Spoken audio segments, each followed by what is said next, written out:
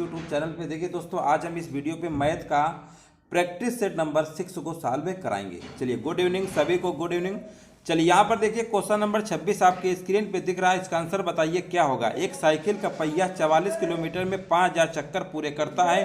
पहिए की त्रिज्या कितनी होगी? आपको पहिए की त्रिज्या बतानी है। देखिए, हमने इस टाइप के सवाल इसके पहले वाले वीडियो पे भी कराए हैं। पहिया आपका गोल होता है। अब पहिया का जो चक्कर होता है इसकी परिधि के बराबर होता है। तो परिधि होती है इसकी 2πr। वृत्त का यानी पहिया होता है कैसा, वृत्त टाइप का होता है। अब वृत्त की परिधि सभी को पता है 2πr होता है, यानी यही एक आपका चक्कर होता है। ठीक है ना। और यहाँ पर देखिए डिस्टेंस कितना दिया गया, 44 किलोमीटर दिया गया है।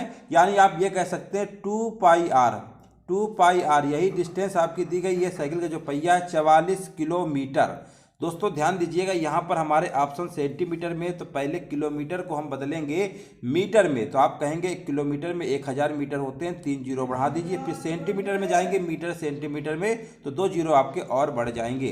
अब इसको पहले यहाँ पर सॉल्व कर लेते हैं। पहले हम निकाल लेते हैं, यहाँ पर निकाल लेते हैं। प्रश्न में पूछा क्या गया है, पहिए की त्रिज्या कितनी होगी। आपको पहिए की त्रिज्या बताना है। ठीक है ना, कोई दिक्कत नहीं है। और यहाँ पर देखिए इतने चक्कर में पूछा गया है, कोई दिक्कत नहीं। यहाँ पर देखिए सॉल्व कर लेते हैं, 2 लिखेंगे। और यहाँ पाई की वैल्यू क्या होती है, पाई की वैल्यू हमारी कितनी होती है, एक तरीके से डिस्टेंस हमारी हो जाएगी। पाई की वैल्यू 22/7 होती है। आर हमको नहीं पता है, आर हमें निकाल लेते हैं पहले। और यहाँ पर आपका आएगा 44, आगे 5 जीरो। इस तरीके से आप कर लेंगे, कोई दिक्कत नहीं है। 22 दूनी 44 होता है, 44 से कम 44। यानी यहाँ पर जो आर आपका आ जाएगा, रेडियस आपका आ जाएगा, कितना आ जाएगा, यहाँ पर इसको काट लेंगे तो 1 आएगा। और यहाँ पर देखिए, यहाँ पर तो 7 रहेगा ही, सॉरी 7 आएगा। और यहाँ पर 5 जीरो और आपके आ जाएंगे, 1 2 3 4 5। ठीक है ना, ये आपकी रेडियस आपकी आ गई। ठीक है ना। अब यहाँ पर प्रश्न में पूछा क्या गया है कि 5000 चक्कर लगाने, बस आपको 5000 से भाग कर देना है, आपका आंसर निकल आएगा। 3 जीरो से 3 जीरो कट गए, 5 1 5, 5 चौको 20, और यहाँ पर 5 जीरो जीरो, 140 सेंटीमीटर इसका रेडियस आएगा। Right answer option number A हो जाएगा। ठीक है ना। इस तरीके से आपको लगाना था, सिंपल प्रश्न था। आगे बढ़ते हैं, उम्मीद है समझ गए होंगे। यहाँ पर देखिए एक सिंप्लीफिकेशन का प्रश्न आ गया है। यहाँ पर आपको बताना, सरल करना है, इसका आंसर क्या होगा। तो देखिए बहुत ही सिंपल है। सबसे पहले देखो इसको हम सॉल्व करते हैं। 4 1 4 1 5, 5/4 आएगा। अब यहाँ पर आएगा देखिए भाग को गुणा बदल लेते हैं। यहाँ हमारा आएगा 2 1 2, एक 3/2 आएगा, लेकिन उल्टा लिखेंगे, यानी 2 बटा आपको 3 लिखना होगा। ठीक है ना। अब देखिए नीचे हमारा क्या है, यहाँ पर आपका लिखा हुआ है ना 1 बटे कितना लिखा हुआ है, 1/15 लिखा हुआ है। अब प्लस का 1 है, माइनस का क्या है 9/10 लिखा हुआ है। चलो इसको भी सॉल्व कर लेते हैं, इसमें भी कोई दिक्कत नहीं होगी। चलिए देखते हैं यहाँ पर कितना आएगा। देखो सबसे पहले देखो यहाँ पर ऐसा हम करते हैं, यहाँ पर आपका 1/15 लिखा है, इसको ऐसे लिख लो 1/15, ये बटे में। ठीक है ना, 1/15 है। यहाँ पर है आपका ये इस तरीके से लिखा हुआ है। तो यहाँ पर देखिए 1/15 प्लस का 1 है, अब माइनस का कितना है 9/10 है आपका। ठीक है ना। इसमें भी देखिए आपको एलसीएम लेना पड़ेगा, तो यहाँ पर एलसीएम ले लेते हैं, कोई दिक्कत नहीं है। यहाँ पर देखिए आपका कितना आ जाएगा, इसको और सॉल्व कर लेते हैं। 2 1 2, 2 दूनी 4, यानी यहाँ पर आपका आ जाएगा 5/6, 5/6 आ जाएगा। और यहाँ पर देखिए इसमें अगर हम एलसीएम लेते हैं तो आपका एलसीएम आ जाएगा 30। 15 दूनी 30 होता है, 2 आएगा, प्लस यहाँ पर 30 आ जाएगा, माइनस का 10 3 का 30, यानी 3 27 हो जाएगा। ठीक है ना। इतना आप कर लेंगे। ये आपका आ गया 5/6। और यहाँ पर देखिए बटे में आपका है 32, 32 में 27 घटाएंगे 5 आएगा। अब 5 बटे कितना आएगा 30, ये आपका आ जाएगा। ठीक है ना, बटे में 30 है इसके, समझ लीजिए 30 बटे में इसके लिखा हुआ है। अब आपका क्या करना है, 5/6 तो लिखेंगे ही, 30 ऊपर पहुंच जाएगा, 30 आएगा, और नीचे हमारा आएगा 5। ठीक है ना, 5 से 5 घट गया, 6 5 30। इस प्रश्न का राइट आंसर क्या होगा, बी नंबर हो जाएगा। जिनका भी बी नंबर आ रहा है बिल्कुल सही जवाब है। ऑप्शन नंबर बी क्या होगा, राइट आंसर आपका हो जाएगा। चलिए यहाँ पर बताइए, चलिए जवाब देते रहिए। क्वेश्चन नंबर देखिए 28 का आपको जवाब देना है। 7 सेंटीमीटर त्रिज्या वाले एक वृत्ताकार तार को एक ऐसा आयत बनाने के लिए मोड़ा जाता है जिसकी भुजाएं 4:7 के अनुपात में है। इस प्रकार निर्मित आयत का क्षेत्रफल क्या होगा, ये आपको बताना है। तो हमने मान लिया इनकी जो भुजाएं, इनके आगे x और लगा दो, यानी भुजाएं हमने मान लिया 4x और 7x हैं। क्योंकि अनुपात कोई भुजा थोड़ा होती है, लंबाई थोड़ा होती है, रेशियो ही रहता है। तो हमने x लगा लिया। अब हमने मान लिया कि उसकी जो भुजाएं हैं आयत की पहली मान लेते हैं 4x है, दूसरी 7x, यानी लंबाई आपकी 7x हो गई, चौड़ाई आपकी 4x हो गई। चलो यहाँ पर तो आपको क्लियर हो गया। अब देखिए यहाँ पर आपको ध्यान देना है कि प्रश्न में बोला है कि एक 7 सेंटीमीटर त्रिज्या वाले वृत्ताकार तार है ना, वृत्ताकार तार है, तो इसकी जो परिधि होगी आयत बनाने के लिए मोड़ा गया है। तो आयत आपका इस तरीके से होता है। तो कहने का मतलब है इसका जो पेरीमीटर होगा, इसका जो पेरीमीटर होगा, पेरीमीटर तो बराबर होगा, क्योंकि यही तार इसको इस तरीके से शेप दिया जाएगा। तो वर्ग यहाँ पर वृत्त का परिधि कहिए, पेरीमीटर कहिए, बात एक ही होता है। तो वृत्त का परिमाप क्या होता है, वृत्त का परिधि क्या होता है, दोनों मतलब एक ही होता है। तो 2πr होता है, ये इसका परिमाप होता है, आयत का 2l+b होता है, ये आप जानते होंगे, है ना। इतना आप कर लेंगे। यहाँ लिखिए 2 पाई की वैल्यू होती है 22/7, रेडियस हमें क्वेश्चन में दिया है 7, 2 रखिए, लंबाई हमारी कितनी हो जाएगी 7x + 4x यानी 11x आ जाएगा, ठीक है ना, दोनों हम जोड़ देंगे। अब आप इसको सॉल्व कर लीजिए, 2 से 2 कट गया, 7 से 7 कट गया, और x बराबर आपका आ गया 2, x बराबर कितना आ गया 2 आ गया। इतना आपने कर लिया। अब क्षेत्रफल ही तो पूछा है, तो क्षेत्रफल आपका हो जाएगा 7 चौको 28x², है ना, क्योंकि देखिए लंबाई चौड़ाई आयत की हमें पता था। तो 28 लिखेंगे, x² की वैल्यू हमने निकाला है, 2 का स्क्वायर 4 हो जाएगा। 28 × 4 कितना होता है, 4 × 8 = 32, 4 दूनी 8, 8 3 11, 112 बिल्कुल राइट आंसर हो जाएगा ऑप्शन नंबर सी। उम्मीद है ये भी आपको समझ में आ गया होगा। चलिए नेक्स्ट प्रश्न देखते हैं। यहाँ पर आपको बताना है, त्रिभुज ABC त्रिभुज PQR के इस प्रकार समरूप है कि उनके परिमाप क्रमशः 36 और 24 हैं। यदि PQ बराबर 10 है तो AB का मान कितना होगा। यहाँ पर देखिए सबसे पहले आपके दो त्रिभुज बने हुए हैं। एक आपका बना हुआ है ABC, मान लेते हैं ABC, और दूसरा आपका बना हुआ है PQR, है ना, PQR। इस तरीके से आपका बना हुआ है, कोई दिक्कत नहीं है। अब यहाँ पर देखिए समरूप बोला गया, दोनों त्रिभुज कैसे हैं, समरूप हैं। चलो ठीक है। अब समरूप में होता क्या है कि इसका जो परिमाप होगा, ठीक है ना, और इसका परिमाप बटे में, ठीक है ना, तो लिख लेते हैं त्रिभुज ABC का परिमाप लिख लेते हैं यहाँ पे। त्रिभुज ABC का जो परिमाप होगा और त्रिभुज PQR का परिमाप, ठीक है ना, PQR का परिमाप जो होगा, ठीक है ना। अब यहाँ पर ध्यान दीजिएगा, इसके भुजा यहाँ पर क्वेश्चन में दिया गया है, AB पूछा गया, यानी PQ कहाँ है, PQ ये है ना, PQ आपकी ये है।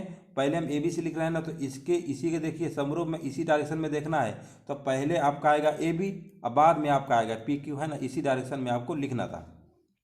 इतना आपने कर लिया। ABC PQR का परिमाप हमें क्वेश्चन में दिया गया 36/24 बराबर, यहाँ पर AB हमको निकालना है और PQ हमें दिया गया 10। बस इसको आप सॉल्व कर लीजिए, आपका आंसर आ जाएगा 6 × 36, 6 × 24 होता है, ठीक है ना, 2 दूनी 4, 2 3 6, 2 5 10, यानी 15 आएगा। इस प्रश्न का जो राइट आंसर आपका होगा ऑप्शन नंबर ए के साथ जाएगा, 15 सेंटीमीटर आपका आंसर हो जाएगा। चलिए यहाँ पर बताइए क्वेश्चन नंबर देखिए 30 को आपको आंसर बताना है। क्या होगा, 15 साल पहले श्याम जो है प्रभात की तुलना में दुगनी आयु का था। अब से 5 साल बाद प्रभात की आयु उस श्याम की उम्र की 5/8 होगी, तो श्याम की वर्तमान उम्र क्या होगी आपको बताना है। देखिए बहुत ही सिंपल है। सबसे पहले देखिए 15 साल पहले की बात हो रही है, ठीक है, 15 साल पहले की बात हो रही है। एक तरफ लिख लेते हैं श्याम, एक तरफ लिख लेते हैं श्याम, और एक तरफ लिख लेते हैं प्रभात, ठीक है ना, एक तरफ लिख लेते हैं प्रभात। देखिए ऐसे प्रश्नों में आपको कंफ्यूज बिल्कुल नहीं होना है, बहुत ही सिंपल होते हैं। बस प्रभात हमने लिख लिया। अब प्रश्न में पढ़िए, पहले श्याम आया है फिर प्रभात आया है, इसका मतलब यहाँ बोला है ना प्रभात की तुलना में दुगनी है, यानी अगर एक है तो श्याम की सीधी सी बात है दुगनी है, ये तो हो गया। अब आगे देखिए लिखा हुआ है 5 साल पहले था, अब 5 साल बाद है। अब 5 साल बाद की कंडीशन दे रहा है, कह रहा प्रभात की। अब देखिए यहाँ पर बहुत सारे लोग कंफ्यूज हो जाते हैं। पहले देखिए नाम किसका आया प्रभात, फिर किसका आया है श्याम, तो पहले प्रभात आया है ना, तो प्रभात की ऊपर वाली वैल्यू होगी, श्याम की नीचे वाली होगी, ऐसे होती है ट्रिक, ठीक है ना। तो प्रभात के देखिए 5, तो प्रभात के नीचे लिखेंगे। बहुत लोग यहाँ उल्टा कर देते हैं, फिर आंसर नहीं आता है। यहाँ पर आपको 8 ऐसे लिखना होगा, है ना। अब देखिए दोनों में क्या अंतर, यहाँ तो 6 का आ रहा है, यहाँ 4 का आ रहा है, इसको बैलेंस करना है। तो इसका जो अंतर है ना, इसमें गुणा कर देंगे, 8 5 में अंतर 3 का है ना, तो 3 गुणा ऊपर कर देंगे, और इसमें जो अंतर 2 1 का है, तो इसमें गुणा 1 का कर देंगे, ये करना पड़ता है। तो अब आपको जो रियल में आएगा वो निकाल लेते हैं, 3 दूनी 6, और यहाँ पर आएगा 3 1 कम 3, 1 का करेंगे तो 8, और यहाँ पर आएगा 5। अब देखिए अंतर 2 का आ रहा है ना, ये करना पड़ता है। अब यहाँ पर 2 का अंतर आया है, अब क्वेश्चन में देखिए प्लस माइनस से जुड़ जाएगा, 15 5 20, यानी 2 बराबर 20, 1 बराबर आपका आ गया 10, 1 बराबर 10 आ गया, यानी 6 बराबर आपका हो जाएगा 60। 6 बराबर 60 और 3 बराबर 30। लेकिन पूछा क्या गया, श्याम का पूछा गया, यानी इसी का। तो 60 वर्ष जो है श्याम की उम्र आएगी, कब आएगी, ये तो 15 साल पहले की आएगी। वर्तमान पूछा गया तो इसी में आप कहेंगे 15 और जोड़ दीजिए, तो इस प्रश्न का आंसर हो जाएगा 75 साल। ऑप्शन नंबर बी क्या होगा, राइट आंसर आपका हो जाएगा। यहाँ पर देखिए आपको बताना है, क्वेश्चन अच्छा है, बेहतरीन सवाल है, जवाब दीजिए। क्वेश्चन नंबर 31 का राइट आंसर आपका क्या होगा। एक निवेशक अपनी पूंजी का 1/2 भाग 5% पर, 1/4 भाग 10% पर और बाकी 8% पर निवेश करता है।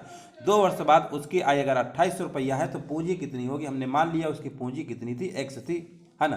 पूंजी हमने एक्स मान लिया, इसमें कोई दिक्कत की बात नहीं है। अब यहाँ पर देखिए एक्स का 1/2 भाग बोला है, यानी एक्स का 1/2 भाग जो है, 1/2 भाग जो है 5% पे, है ना, 5% में, लेकिन 2 वर्ष लिए लिखा है तो 2 का मल्टीप्लाई और कर देंगे प्लस। अब यहाँ पर लिखा हुआ है एक्स का, यानी इसी पूंजी का 1/4, यानी x/4 हो जाएगा, ठीक है ना, x/4 हो जाएगा। और कितने, 10%। यहाँ पर भी आपका 2 वर्ष है तो 2 का मल्टीप्लाई और करना पड़ेगा। अब शेष कितनी बची है, तो देखिए 1/4 इधर हो ही चुका है, एक आधा इधर हो चुका है, तो 1/4 आपका शेष और बचा होगा, है ना, 1/4 आपका शेष और बचा होगा, यानी x प्लस x/4। या आप ऐसे निकाल सकते हैं, x/2 प्लस x/4, x में से माइनस कर देंगे तो आपका x/4 ही आएगा। अब ऐसे समझिए ना, आधा इधर है तो चौथाई चौथाई मिला के आधा इधर होगा, तभी तो पूरा कंप्लीट x होगा। ऐसे भी आप लॉजिक सोच सकते हैं। यहाँ पर बोला है 8%, 8 लिखेंगे और 2 का मल्टीप्लाई भी करना होगा हमें, है ना। अब यहाँ पर देखिए दोस्तों, 2 से 2 कट गया और 2 दूनी 4 और 2 पंचे 10, यानी 5% इधर आएगा। और यहाँ पर देखिए 4 एकम 4, 4 दूनी 8, यानी यहाँ पर आपका 2%, यानी 2 दूनी 4। तो टोटल देखिए कितना आएगा, यहाँ पर आपका आ जाएगा 5x और यहाँ पर कितना होगा, देख लीजिएगा 5x, 5 5 10 और यहाँ पर कितना आ रहा है, 10 2 12। देख लीजिए कहीं गड़बड़ तो नहीं कर गए। यहाँ पर एक बार फिर से देख लेते हैं, यहाँ पर आया 5%, है ना, 5%, यानी x इंटू 5% आएगा, x इंटू 5% आएगा प्लस। यहाँ पर देखिए, यहाँ पर हमने काटा किससे था, 2 से काटा था, 2 कम 2, 2 दूनी 4, 2 पंच 10, यानी यहाँ पर भी आपका आया था 5x%। कितना आया था, 5x% मान लीजिए, कोई दिक्कत नहीं है। अब प्लस यहाँ पर देखिए 4 दूनी 8, यानी यहाँ पर आया था 4x%। कितना आया था, 4। तो यहाँ पर आपका हो जाएगा 5 5 10, यानी 14। यहाँ पर आपका कितना आ जाएगा, 14x%, यानी 14x%। परसेंटेज हटाएंगे तो बटे में 100 आपका आ जाएगा, है ना, 100 बराबर। यही क्वेश्चन में दिया है 2800 के बराबर। कितना दिया है, 2800। 14 एकम 14, 14 दूनी 28, 2 जीरो और साथ में 2 जीरो आपके और आएंगे, 20,000 इस प्रश्न का क्या होगा, राइट आंसर हो जाएगा। ऑप्शन नंबर आपका सी हो जाएगा। चलिए यहाँ पर देखते हैं, नेक्स्ट प्रश्न हमसे पूछा गया है। ऑप्शन देखिए ये लिखे हुए हैं, 45.4, 45.5, 45.7 और 45.6, ये आपके ऑप्शन दिए गए हैं। चलिए ऑप्शन से कोई मतलब नहीं है, पहले हम क्वेश्चन को लगाते हैं। क्वेश्चन लगाएंगे, आंसर अपने आप आ जाएगा। यहाँ पर देखिए माध्य पूछा गया है, बहुत ही सिंपल है ये। मान लीजिए आपकी जो यहाँ पर x की वैल्यू है, ये f की वैल्यू है। तो माध्य निकालने के लिए हमने कई बार आपको बताया है कि इनका आपको पहले मल्टीप्लाई करना पड़ेगा, है ना। तो सिग्मा fx निकालते हैं ना, तो पहले fx निकालेंगे, तो fx निकालेंगे तो मल्टीप्लाई कर लेंगे, तो इसका मल्टीप्लाई करेंगे, 43 × 13 करेंगे तो कितना आपका आएगा, 559 आ जाएगा, 559 आ जाएगा। ऐसे इसका मल्टीप्लाई करेंगे तो आपका आ जाएगा 660। कितना आ जाएगा, 660 आ जाएगा। सिर्फ मल्टीप्लाई करना है और कुछ नहीं। इसका करेंगे तो आपका आएगा 45 दूनी 90, यानी 990 आ जाएगा। यहाँ पर करेंगे 46 × 21 करेंगे तो आपका आ जाएगा 966। कितना आ जाएगा, 966 आ जाएगा। 47 × 16 करेंगे, 16 सत्ते कितना होता है, 7 6 42, 112, यानी यहाँ पर आपका आ जाएगा 752। कितना आ जाएगा, 752 आ जाएगा। यहाँ पे करेंगे 14 8 तो 8 चौको 32, 8 3 11, 112, यानी यहाँ पर आपका आ जाएगा 672। कितना आ जाएगा, 672। इतना गुणा कर लेंगे। अब यहाँ पर देखिए माध्य का फार्मूला आपने पढ़ा होगा, माध्य बराबर क्या होता है, माध्य बराबर आपका होता है सिग्मा fx अपान सिग्मा f होता है, ये आपने फार्मूला पढ़ा होगा। अब इन सबको जोड़ेंगे, इन सबको जोड़ लीजिए तो आपका आ जाएगा, कितना आएगा, जोड़ लीजिए, 2 2 4, 6 4 10, 10 9 19, है ना।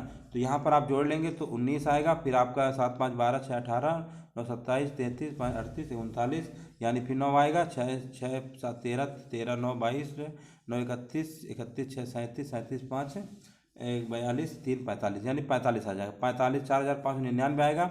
और यहाँ पर देखिए सिग्मा एफ को इनको भी जोड़ना है, तो इनको जोड़ेंगे तो आपका आ जाएगा 101। कितना आ जाएगा, 101। अब भाग देंगे तो भाग देने पर दोस्तों इस पर आपको जो आंसर आएगा आपका आएगा 45.53 के समथिंग आएगा, ठीक है ना, 45.53 के समथिंग आएगा। बस कैलकुलेशन बेस्ड सवाल था, कैलकुलेशन आप कर सकते हैं। 45.3 कहाँ पे है, तो अब आप कहेंगे इसमें ऑप्शन कौन सा लगाएं, तो 40.53 था ना, तो ऑप्शन नंबर बी को टिक करना पड़ेगा, है ना। 53 आया था, तो ऑप्शन नंबर क्या होगा, बी। देखिए बहुत ही मतलब कैलकुलेशन थी और यहाँ पर आंसर भी आपके काफ़ी नज़दीक दिए हुए थे। यहाँ पर बताइए 33 नंबर का राइट आंसर क्या होगा। 56 सही 1/5 की लंबाई की स्टील रॉड से 20 सही 3/26 लंबाई की रॉड में काटा जाता है, तो स्टील रॉड की कितनी लंबाई आपकी शेष होगी। अब देखिए यहाँ पर भी आपका यहाँ पर मिक्स डिफ्रैक्शन में दिया गया है, लेकिन सवाल है छोटा, लेकिन कैलकुलेशन में बेस्ड है और कुछ नहीं है। तो सबसे पहले देखिए यहाँ पर आपको इसको पहले तोड़ना पड़ेगा। तो यहाँ पर देखिए 56 × 5 करिए, 56 × 5 करेंगे तो कितना आएगा, और इसमें एक जोड़ना भी है तो 280 आएगा, एक जोड़ देंगे 281/5 आपका आ जाएगा, ठीक है ना, ये आप कर लेंगे। इसका इसको छोड़िए तो 20 × 26 करेंगे ना, तो 26 दूनी 52 यानी 520 में 3 जोड़ेंगे तो आपका आ जाएगा 523/26, इतना आपका आ गया ना। इतनी लंबाई की स्टील रॉड से इतनी लंबाई के रॉड में काटा गया है, तो स्टील रॉड की लंबाई कितनी शेष है, इसका मतलब दोस्तों आपको क्या करना है, आपको करना क्या, इसकी लंबाई में से इसी की लंबाई को माइनस कर दीजिए। ये जितना आपसे काटा गया है इसी में इसको माइनस कर दीजिए, तो स्टील रॉड की जो आपकी शेष लंबाई है वो आपकी पता चल जाएगी। बस इसको अब देखिए 26/5 का अगर आप एलसीएम लेंगे तो आप कहेंगे एलसीएम तो 130 आएगा। अब देखिए 5 का भाग 130 में देंगे तो 5 दूनी 10, 5 छक्का 30, 26 आएगा। अब 26 से गुणा करेंगे, यहाँ पर 26 आएगा ना, 26 के इसमें गुणा करके लिखना पड़ेगा। तो 5 दूनी 10 और 5 छक्का सही है। और 26 × 281 करेंगे तो आपका आएगा कितना आएगा, गुणा कर लीजिएगा 7306 आपका आ जाएगा, ठीक है ना। अब 26 पंचे होता है 130, यानी यहाँ पर 5 आएगा, 5 गुणा करके यहाँ पे लिखना होगा। जब 5 का आप गुणा करेंगे तो यहाँ पर आपका आएगा 2615 आएगा, कितना आएगा 2615। अब इसको आप घटाएंगे तो आपका घटाने पे आपका आएगा 4691, कितना आएगा दोस्तों 4691 आएगा, और हमें 130 से भाग भी देना है। जब भाग देंगे तो आपका आ जाएगा 36 सही 11/30। देखिए तो यहाँ पर कैलकुलेशन बेस्ड सवाल था और कुछ नहीं था, ठीक है ना, नंबर वैल्यू बड़ी थी, बाकी आपको कैलकुलेशन तो करनी ही पड़ेगी। यहाँ पर देखते हैं 34 नंबर में आपको जवाब देना है, इसका राइट आंसर क्या होगा। देखिए लिखा हुआ है आंकड़ों के विश्लेषण संबंधी विद्यार्थियों की समझ का आकलन करने के लिए सर्वाधिक उचित रूपात्मक कार्य आपको बताना है, ठीक है ना। ध्यान दीजिएगा यहाँ पर पूछा क्या गया है, आंकड़ों के विश्लेषण संबंधी विद्यार्थियों की समझ का आकलन करने के लिए सर्वाधिक उचित रूपात्मक कार्य आपको बताना है, 34 नंबर का। तो दोस्तों याद रखिएगा सिर्फ थ्योरी बेस्ड प्रश्न है, यहाँ पर आपका राइट आंसर आपका हो जाएगा सर्वेक्षण आधारित परियोजना, है ना। 34 नंबर का क्या होगा, विकल्प नंबर आपका सी नंबर राइट आंसर आपका हो जाएगा। यहाँ पर देखिए 35 नंबर आपको जवाब देना है, क्या होगा। चलिए अच्छा सवाल है, लिखा हुआ है एक दुकानदार किसी वस्तु का मूल्य जिसका वास्तविक मूल्य 100 रुपया है 10% बढ़ाकर क्या करता है, अंकित कर देता है। अब वह उसी वस्तु पर 10% का कमीशन देकर ग्राहक को बेचता है, तो उस वस्तु का कितने रुपए में बेची, आपको इसका जवाब देना है। तो देखिए सबसे पहले देखिए यहाँ पर देखिए यहाँ पर बोला गया है कि 10% बढ़ाकर अंकित करता है ना, तो उसका जो अंकित मूल्य आपका हो जाएगा कितना हो जाएगा। अंकित मूल्य अगर हम बात करते हैं तो अंकित मूल्य हमने मान लिया कि 10% बढ़ा दिया, सीपी आपका अगर 100% है मान लो, ये आपका रहना चाहिए, अंकित मूल्य 10% बढ़ा दिया गया तो ये आपका हो गया 110%, है ना। अंकित मूल्य आपका 10% बढ़ा दिया 110 हो गया। अब 110 मान लीजिए 10% बढ़ा दिया गया, उसका पहले मूल्य 100 रुपया था, 10% बढ़ा दिया गया 110% हो गया। अब इसी में लिखा है कि 10% कमीशन दिया, तो अंकित मूल्य में ही तो डिस्काउंट देगा, तो आप निकाल लीजिए 110 का 10% डिस्काउंट यानी 90/100, इसको आप सॉल्व कर लीजिए, 0 0 काटेंगे, 11 नहीं 99, कितना आएगा 11 नहीं 99। तो प्रश्न में पूछा क्या गया है, तो बोला है उसे कितने रुपए में बेची है, तो सीधी सी बात है 99 रुपए में बेची है। ऑप्शन नंबर क्या होगा, सी नंबर इस प्रश्न का आपका राइट आंसर आपका हो जाएगा। चलिए नेक्स्ट प्रश्न देखते हैं। यहाँ पर देखिए पूछा गया है 100 तथा 300 के मध्य कितनी संख्याएं हमारी 7 से विभाजित हैं। अब देखिए 7 से पूछा गया, 7 से भाग इसमें भी दीजिए, 7 से भाग इसमें भी दीजिए। आप भाग देंगे तो कहेंगे भागफल, तो भागफल देखना है, 7 शेषफल से मतलब ही नहीं है, ठीक है ना। तो 7 का भाग देंगे 100 में तो भागफल आपका 14 आएगा। इसमें देंगे 7 का भाग 300 में, ऐसे दे लीजिए, कोई दिक्कत की बात नहीं है। 7 चौको 28, यहाँ पर आएगा 2, 7 दूनी 14, है ना। तो यहाँ पर आप भाग दिए तो 42 आया, इधर भागफल दिए 14 आया, इन्हीं का आपको अंतर ले लेना है। तो 42 में से 14 को आपको घटा देना है, वही आपका आंसर आ जाएगा, ये आपकी ट्रिक होती है। तो यहाँ पर 3 में क्या 2 28, यानी इस प्रश्न का आपका सीधे आंसर हो जाएगा 36 नंबर का आपका बी नंबर क्या होगा, राइट आंसर आपका हो जाएगा। चलिए नेक्स्ट प्रश्न देखते हैं। यहाँ पर देखिए आपसे पूछा गया है 37 नंबर, क्रमागत श्रेणी की माध्यिका ज्ञात करने के लिए सूत्र जो आपका लिखा है, माध्यिका एल यानी जो आपका लिमिट होता है, लिमिट कह रहे हैं, जो आपका लोअर नंबर नहीं होता था रेंज वाले में, लोअर और अपर होता था, तो वही वाला ये पूछा गया है कि यहाँ पर सी क्या है। तो हमने कई बार बताया है, यहीं पर हम सी एफ लिखते थे, है ना, सी या सी एफ वही मतलब है। तो सी या सी एफ का मतलब होता था संचयी बारंबार था, है ना। तो यहाँ पर देखिए इसका आंसर क्या होगा। अब यहाँ पर देखिए, यहाँ पर तो आप ध्यान दीजिएगा, यहाँ पर माध्यिका वर्ग की संचयी आवृत्ति, माध्यिका वर्ग की आवृत्ति तो होगा नहीं, माध्यिका वर्ग के पूर्ववर्ती वर्ग की संचयी बारंबारता, इसी के पूर्व जो होता था। बिल्कुल सही है, ऑप्शन नंबर जाएगा सी नंबर के साथ, है ना। 37 नंबर का सीधे आपका विकल्प नंबर क्या होगा, सी नंबर आपका हो जाएगा। इस टाइप के हमने सवाल प्रीवियस वीडियो में करवाए थे। चलिए यहाँ पर बताइए 38 नंबर का राइट आंसर क्या होगा। एक समलंब चतुर्भुज की दो समांतर भुजाएं क्रमशः 10 और 16 सेंटीमीटर हैं। यदि समलंब चतुर्भुज का क्षेत्रफल 78 वर्ग सेंटीमीटर है तो इसकी ऊंचाई क्या होगी। देखिए समलंब चतुर्भुज के भी हमने कई सारे प्रश्न आपके करवाए हैं, बहुत ही सिंपल प्रश्न होता है। देखिए यहाँ पर समांतर भुजाएं होती हैं, ये आपकी असमांतर होती हैं। देखिए समलंब चतुर्भुज का जो क्षेत्रफल का जो फार्मूला होता है, यहाँ पर लिख देते हैं, समलंब चतुर्भुज का जो क्षेत्रफल का जो फार्मूला होता है क्या होता है। देखिए यहाँ पर फार्मूला होता है 1/2 समांतर भुजाओं का योग। समांतर भुजाओं का क्या होता है, समांतर भुजाओं का योग होता है, भुजाओं का योग, ठीक है ना, योग गुणे ऊंचाई यानी हाइट, ये होता है फार्मूला। अब हम आपसे कहेंगे समांतर चतुर्भुज का क्षेत्रफल तो समलंब चतुर्भुज का क्षेत्रफल तो 78 दिया है, इसकी जगह लिख लेंगे 1/2 समांतर भुजाओं का योगफल। देखिए 10 और 16 जोड़ेंगे आपका 26 आएगा, इंटू हाइट। हाइट ही पूछा गया है, कोई दिक्कत नहीं है। 2 से काटिए, 2 त्रिका 6, 2 नैया 18, है ना, 2 त्रिका 6 और 2 नैया 18, 13 दूनी 26 और 13 त्रिका 39, है ना। तो यहाँ पर आएगा क्या आंसर, देखिए कुछ गड़बड़ तो नहीं हो रहा है, देख लीजिए सभी लोग एक बार देख लीजिए। यहाँ पर देखिए, यहाँ पर समांतर भुजाओं का योग 16 10 आपका 26 ही तो होगा, है ना, 26 ही तो होगा। और यहाँ पर देख लीजिए कहीं गड़बड़ तो नहीं हो रहा है, 2 से काटा है इसको, यहाँ पर कहाँ गया, 1/2 था ना, देख लीजिए एक बार, 2 13 दूनी 26, 13 3 को 39। यहाँ पर एक बार और चेक कर लेते हैं कहीं गड़बड़ तो नहीं कर दी, रुको 1 सेकेंड।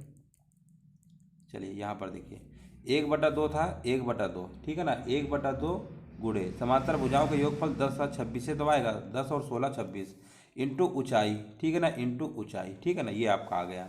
तो यहाँ पर काटेंगे, 2 एकम 2, 2 त्रिका 6, 13 13 78, ठीक है। तो h बराबर आपका 6 सेंटीमीटर आ जाएगा, 6 सेंटीमीटर हो जाएगा। ऑप्शन नंबर सी क्या होगा, आपका राइट आंसर आपका हो जाएगा। चलिए यहाँ पर देखिए 39 नंबर बताइए, बहुत ही सिंपल सवाल है। लिखा हुआ यदि 12 पेनों का क्रय मूल्य 16 पेनों के विक्रय मूल्य के अगर बराबर है तो लाभ प्रतिशत क्या होगा। तो देखिए 12 पेनों का क्रय मूल्य यानी 12 पेनों का सीपी बराबर 16 पेनों के विक्रय मूल्य के बराबर है। 4 त्रिका 12, 4 चौको 16, सीपी और एसपी का हमें रेशियो बनाना होता है। तो यहाँ पर आप कहेंगे 4/3 आएगा। अब सीधी सी बात है, 4 की चीज़ को अगर 3 रुपये में बेच रहे होंगे, 100% आपकी 1 रुपये की हानि होगी। और यहाँ पर बटे में आएगा 4/CP होता है ना, परसेंटेज निकालते हैं, इंटू 100। यहाँ पर आप सॉल्व करेंगे, 25% की हानि आएगी। अब यहाँ पर आप सीधी सी देखिए, 4 की चीज़ को 3 में बेचेंगे, आपकी हानि तो आ रही है ना। तो ऑप्शन नंबर 39 नंबर का बी नंबर आपका क्या होगा, राइट आंसर आपका हो जाएगा।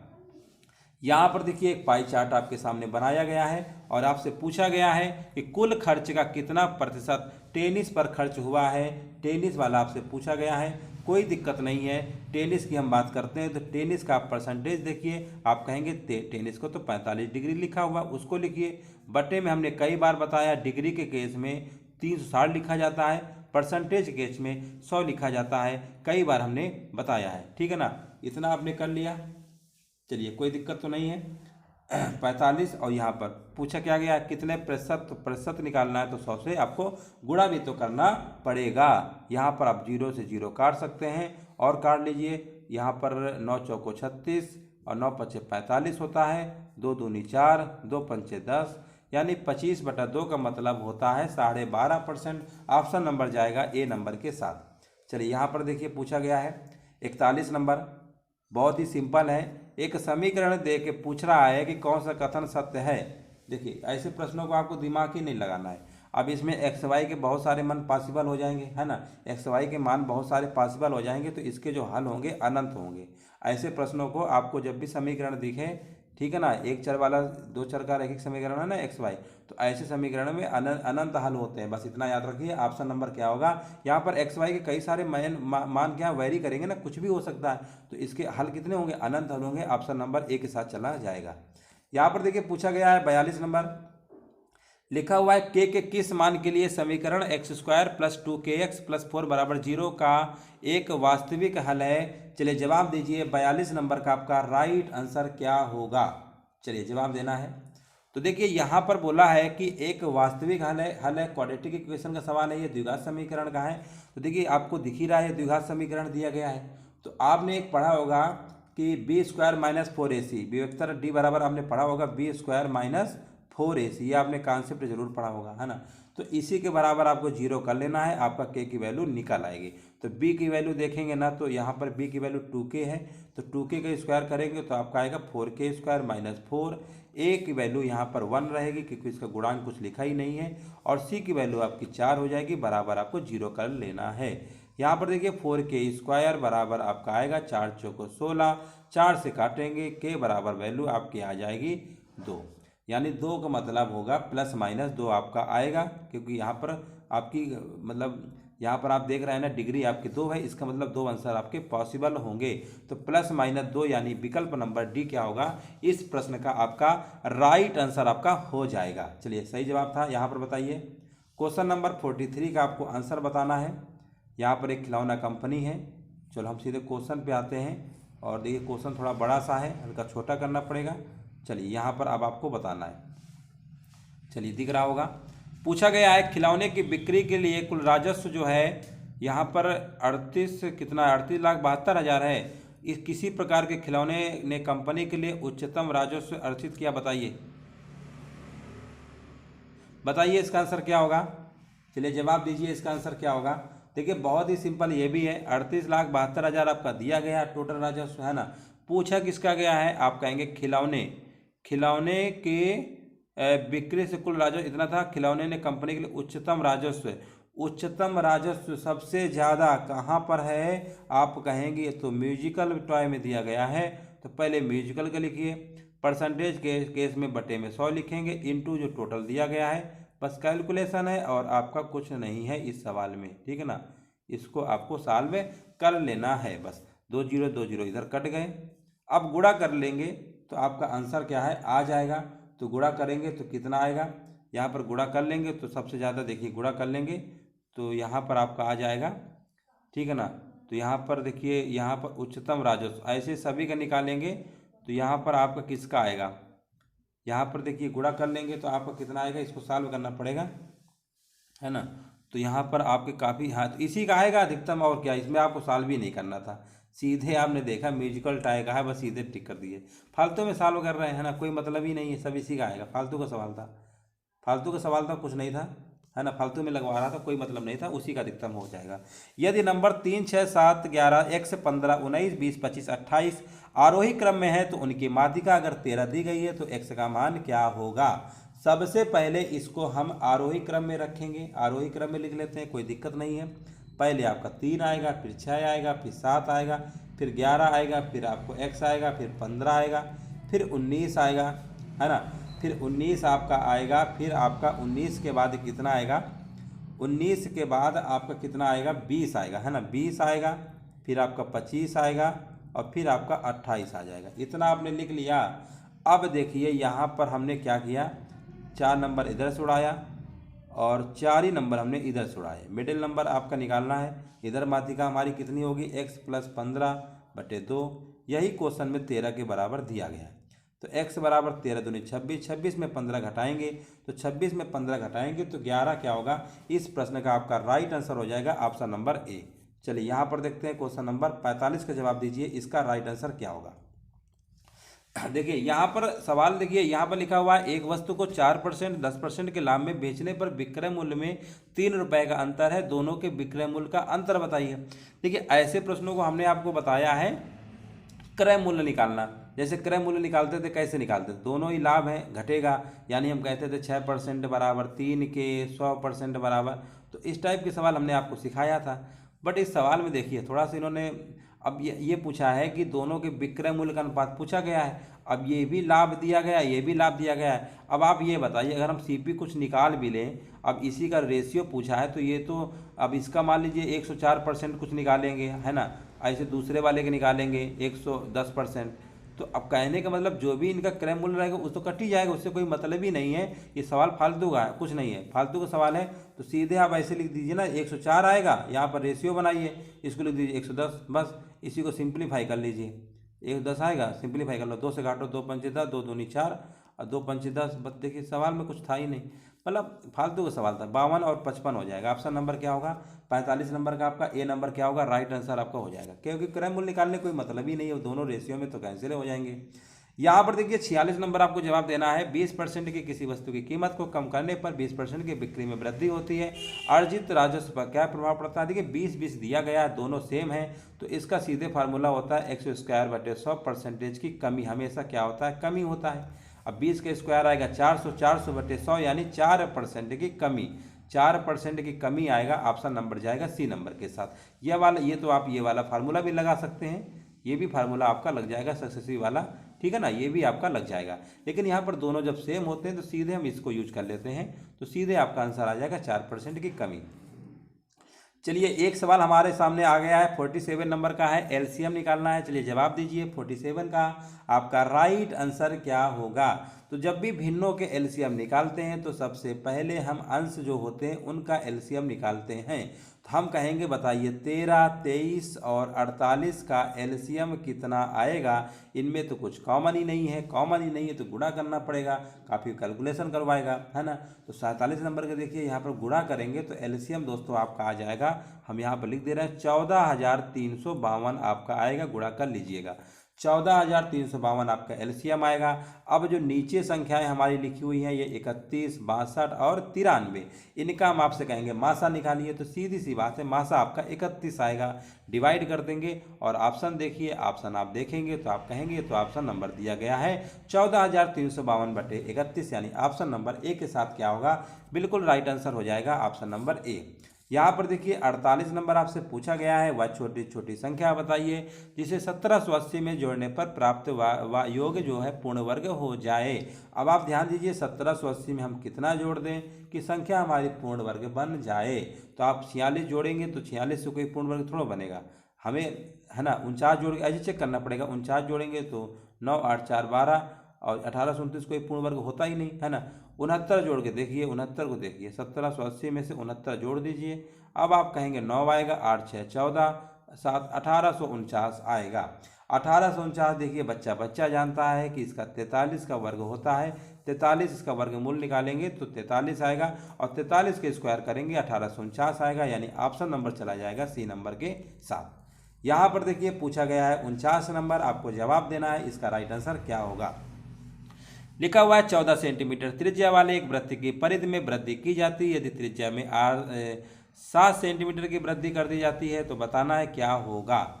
चलिए पहले 14 था, अब 14 में 7 जोड़ देंगे तो 21 हो जाएगा। आपको 2 बार एरिया आपको निकालना पड़ेगा, सॉरी परिधि निकालना पड़ेगा। तो परिधि तो आप जानते ही हैं, परिधि पता है 2πr होता है। वृत्त की जो परिधि होती है, परिधि क्या होती है, 2πr होती है। तो पहले वाला निकालना है 14 सेंटीमीटर का, तो 22/7 रखेंगे और यहाँ पर r रखेंगे 14, 7 दूनी 14, 22 दूनी 44, 44 दूनी 88, यानी 88 आ गया। अब हमने क्या किया है, इसको बढ़ा दिया है, तो 2 गुणे 22/7। अब रेडियस गलती से भी 14 मत रखेंगे, 14, 7 क्या रखेंगे, 21 हमें रखना पड़ेगा। 7 त्रिका 21, 22 दूनी 44, 44 त्रिका कितना होता है, आप कहेंगे 44 त्रिका तो 132 होता है। बिल्कुल सही है, 132 होता है। इन्हीं का अंतर आपको ले लेना है, 132 में से 88 घटाएंगे तो 44 सेंटीमीटर क्या होगा, करेक्ट आंसर आपका हो जाएगा ऑप्शन नंबर ए। चलिए यहाँ पर देखिए लास्ट प्रश्न है हमारा 50वां प्रश्न है। टोटल हम 25 प्रश्नों की सीरीज आपको डेली लेकर आते हैं, लेखपाल के पर्पज से है, लेखपाल का लेटेस्ट सिलेबस पे सवाल है। यहाँ पर बताइए इसका आंसर क्या होगा। एक त्रिभुज की तीनों भुजाओं की लंबाइयाँ क्रमशः 8 सेंटीमीटर, 13 सेंटीमीटर और 15 सेंटीमीटर दी गई है। इनके पारस्परिक शीर्ष लंबाइयों का अनुपात क्या होगा। अगर हम बात करते हैं, एक त्रिभुज है, इस तरीके से आपका त्रिभुज दिया गया होगा, 8, 13 और 15, है ना। अब यहाँ पर उनके पारस्परिक जो शीर्ष लंब हैं, शीर्ष लंब समझते हैं ना, यहाँ से जो लंब डाले जाते हैं 90 डिग्री के, है ना, शीर्ष लंब ये, तो ये यही लंबाई आपसे पूछ रहा है, शीर्ष लंब। तो देखिए हम आपको इसके कॉन्सेप्ट आपको बता देना, याद रखिएगा। जब भी शीर्ष लंब पूछे तो आप जो लंबाइयाँ दी है ना, इसको 1 के बटे में लिख लेंगे, 1/8 अनुपाते, 1/13 अनुपाते और 1/15, बस इतना आपको लिख लेना है। ऑप्शन में तो ऐसा नहीं दिया गया है। तो अब आप क्या करेंगे, 8, 13, 15 का एलसीएम निकालेंगे, है ना। 8, 13, 15 का एलसीएम निकाल लीजिए, है ना, तो वही फिर आपका आंसर आपका आ जाएगा। तो यहाँ पर देखिए एलसीएम कितना आएगा, 8 गुणे 13 गुणे 15, तो एलसीएम तो बड़ा अजीब गरीब आएगा, 8 गुणे 13 और गुणे कितना आएगा 15, है ना, ये आपका आ जाएगा। 8 से 8 कट गया, यानी ऊपर हमारा आएगा 13 गुणे 15, रेशियो बनाएंगे, 13 से 13 कट गया, यानी 8 गुणे 15 आपका आ जाएगा, 8 गुणे 15 आ जाएगा। फिर रेशियो आएगा, 15 से 15 कटेगा, 8 गुणे 13, है ना, ये आपका आ जाएगा। अब इसके मतलब है, तो 13 गुणे 15 करेंगे तो आप कहेंगे तो 195 आएगा। और आपने ऑप्शन देख लिया ना, पहले ही ऑप्शन में दिया गया है, चाहो तो इसको भी कर लो, 15 × 120, 13 × 104, है ना। तो यही आपका आंसर हो जाएगा। इस तरीके से शीर्ष लंबों का अनुपात निकाला जाता है। तो उम्मीद है सेशन आपको अच्छा लगा होगा। जैसा भी लगा होगा वीडियो में लास्ट में ज़रूर बताइएगा। और आप कितने प्रश्न सही होते हैं ये भी आप कमेंट करके बताइएगा। 25 में से आपके कितने सही होते हैं। वीडियो दोस्तों।